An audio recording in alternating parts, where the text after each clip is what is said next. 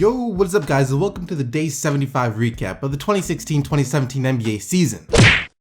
Alright, so I'm kind of at a crossroads here. I really want to talk about the Toronto Raptors and them trading for Paul Millsap, but at the same time, Jimmy Butler has been going off. Jimmy Butler had 42 points last night for the Chicago Bulls in their comeback overtime win over the Toronto Raptors. In this past week or something, the past few games, the past 3 games I believe it was, the Chicago Bulls won all 3 games and Jimmy Butler averaged 38 points through those 3 games. 38 points average through those 3 games. Jimmy Butler has been absolutely on fire. The Chicago Bulls got the win over the Raptors, but we're gonna talk about the Raptors. We're gonna talk about the Toronto Raptors trading for Paul Millsap. Now I know this is a topic that is basically getting beat to death. Everywhere you look, you can find this rumor on Paul Millsap trades. Paul Millsap here, Paul Millsap there. But Paul Millsap, in my mind, needs to go to Toronto. Well, Toronto needs Paul Millsap. Paul Millsap doesn't need Toronto, but Toronto needs Paul Millsap.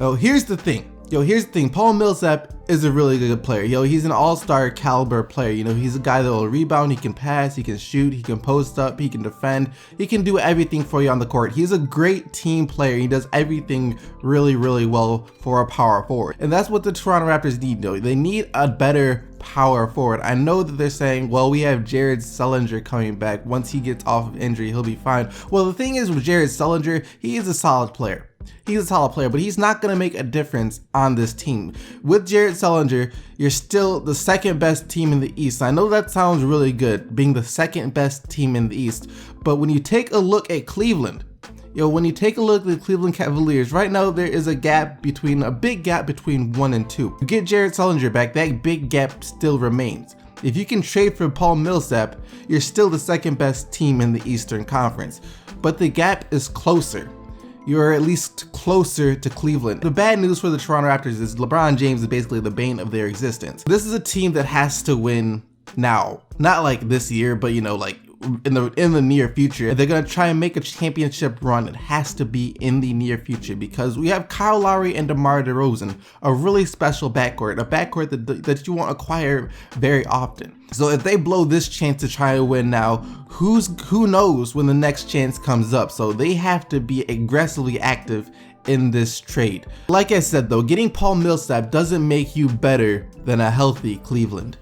Keyword there being healthy. In the NBA, sometimes what it takes to put your team over the top is something unfortunate happening to another team. Let's just be honest here. Injuries play a huge part in the NBA, especially when it comes to who wins the championship. A lot of people like to put an asterisk next to a team's name if they went against an injured team in the NBA Finals. But you know what? A win is a win. It doesn't matter if the other team was healthy, if the other team was. It doesn't matter. A win is a win. 10 years down the road, all they're gonna see is this team won the championship. And the Toronto Raptors, the least they can do right now is put themselves in a better position if something like this does happen. I know it seems like banking on the nearly impossible to happen, but sometimes that's what it takes. And for the Toronto Raptors, when they're playing in the LeBron James era in the Eastern Conference, that's basically what you're gonna have to do. It's gonna take a lot to put your team, the Toronto Raptors, in a spot where they'd be favorable to win over the Cleveland Cavaliers, over a healthy Cleveland Cavaliers team. Right now, let's say Kevin Love goes down with an injury in the NBA Finals with the Toronto Raptors team right now. Most people still have Cleveland favored to win that matchup. If you add in Paul Millsap to the Toronto Raptors, I mean, it's still gonna be close. It will still be really close, but then starts to put some more doubt in people's mind as to who can win that series. You have to put yourself in the position for these things to happen because it's like you want to prepare for the opportunity before you get it. You don't want to find yourself with an opportunity and then be unprepared. The Indiana Pacers won their 5th straight game yesterday. 5 straight wins for the Pacers. It finally looks like they might have actually turned things around here. Jeff Teague had another really good game for the Pacers, 19 points and 8 assists. Like I said, he is more involved in the offense now, and it's really paying off for the Pacers. Paul George also had 18 points to go along with his 4 assists and 3 steals. And Thaddeus Young has also been really efficient for the Pacers this year. He's been a nice complementary piece out there on the wing. He's hitting a lot of threes. He was 2 of 2 from 3 last night. He had 16 points total on the night, as well as 9 rebounds and 4 steals. Pacers are now 20 and 18, and it's nice to see them actually winning games. It's 5-game winning streak.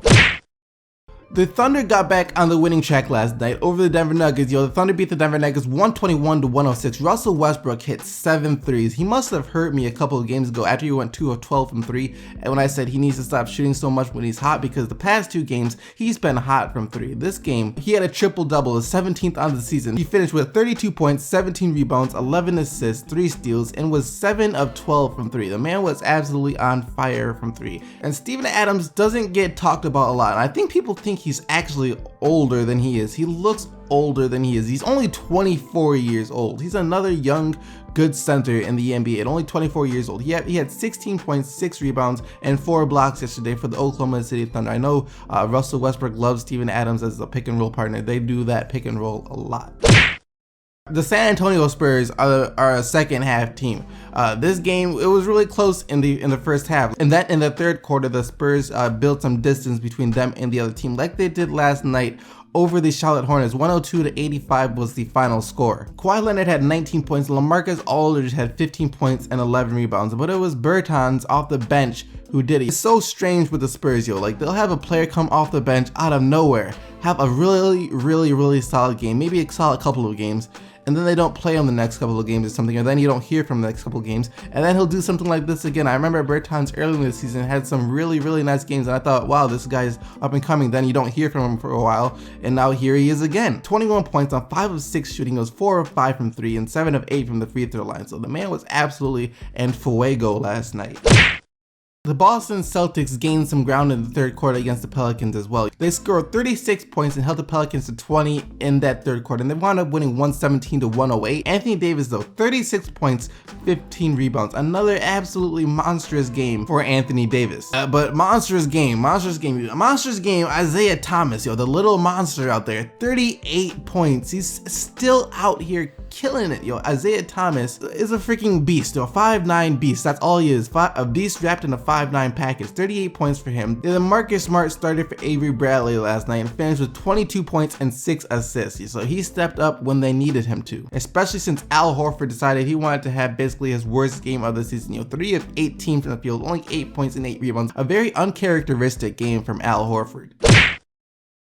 And last but not least, the Utah Jazz got the narrow win over the Minnesota Timberwolves. It came off of Rudy Gobert tip-in. The Rudy Gobert tipped the ball in, gave the Utah Jazz the lead and the win. George Hill returned from his concussion yesterday. He had 19 points and 7 assists. Please, stay healthy, George Hill.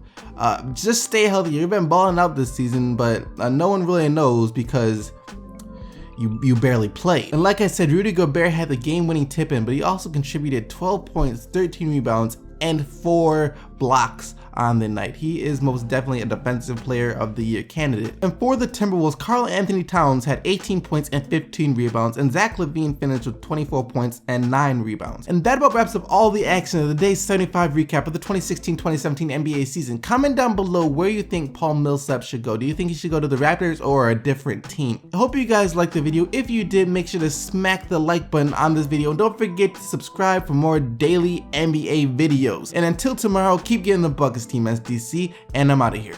Peace!